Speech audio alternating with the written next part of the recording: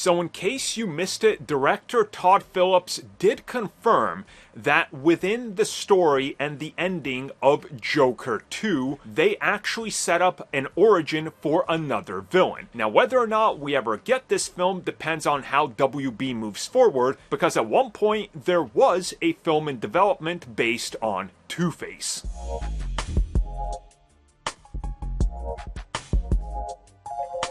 I think by now a lot of you know that WB still is a reactionary studio.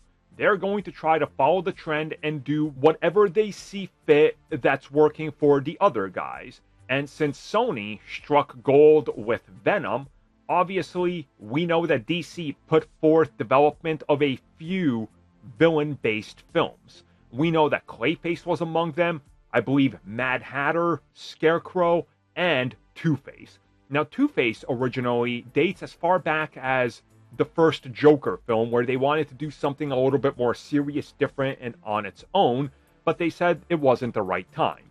So if you've seen Joker 2, you know that at the end of the film, there is a massive explosion that goes off, and Harvey Dent is, well, caught in the aftermath or the explosion of it.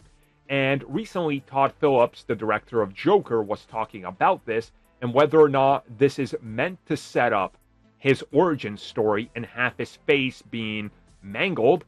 And he confirmed that, yes, that was what they were going for. They wanted that in there.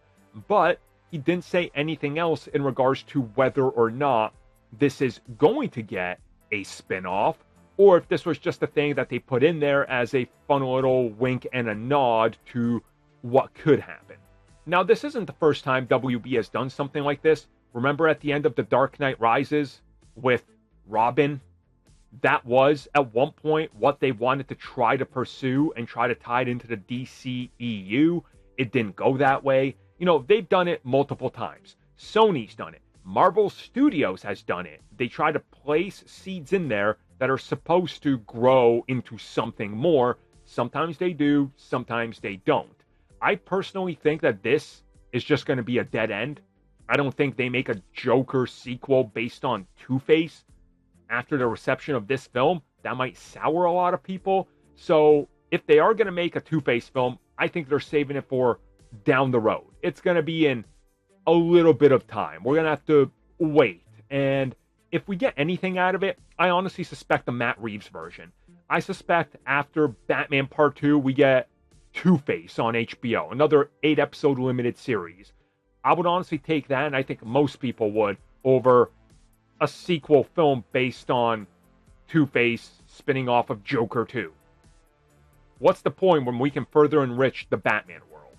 Also, if you're not watching The Penguin, you should be. One of the best TV series of the year.